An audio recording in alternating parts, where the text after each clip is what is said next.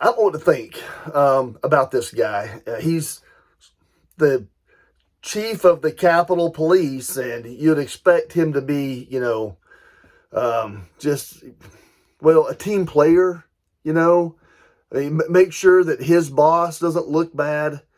And he may have, it appears, somewhat impugned the reputation of the former Speaker of the House, Nancy Pelosi, in implying that she may have been less than 100% honest. And I'll tell you, the woman is a bastion of honesty and integrity.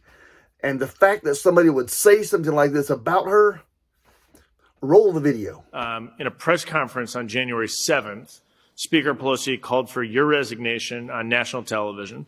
Speaker Pelosi also stated that she had not talked to you since the initial breach of the Capitol. But according to your transcribed interview, you were on the phone with Speaker Pelosi a few times. Can you explain that discrepancy?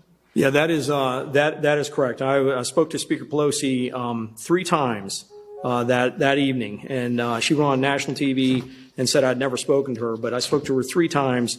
The three times were the first time when I went over to brief Vice President Pence at the secure location. I'd called House Sergeant Arms Irving, told him I was going over to brief the Vice President. I was also going over to do a personal assessment of the Capitol. At that point, things were getting under control. Went over there, briefed him on when we can get them back into chambers with, Mr. Irving being fully aware. He said he wanted to get Speaker Pelosi on the phone. He made a phone call from his cell phone at approximately 5:34, where I first briefed Speaker Pelosi. The second call was when I left that location. As I was walking away, I met up with Mr. Stenger, and we started walking over to the Senate to go brief the Senate. When Jennifer Hemingway, I believe it was Jennifer Hemingway, handed me the cell phone, and it was Emily Barrett's cell phone calling her, and it was Speaker Pelosi on the other line. This is my second call with Speaker Pelosi, questioning the information I'd given to Vice President Pence about when we can get back into chambers.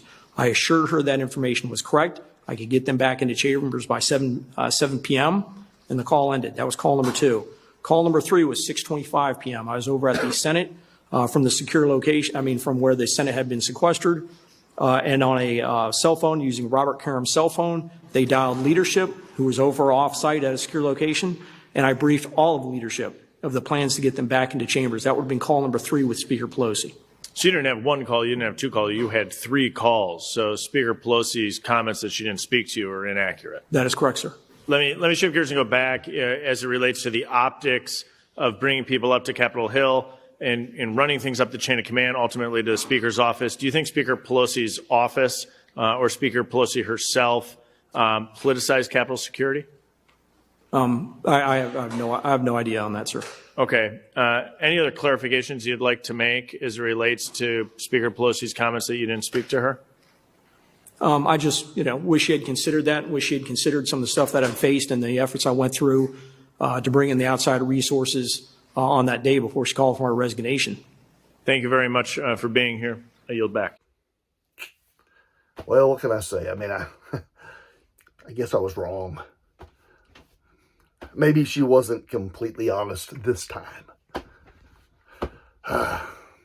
Sorry.